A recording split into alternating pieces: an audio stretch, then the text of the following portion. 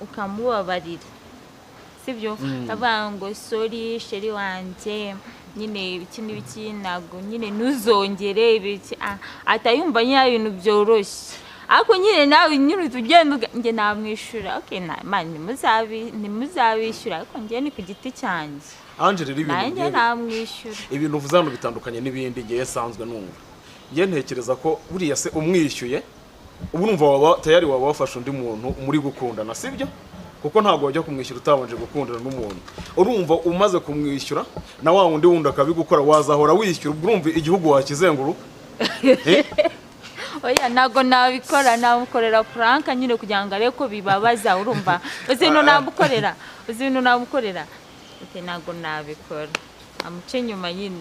ahubwo nanjye nazagena nka nyine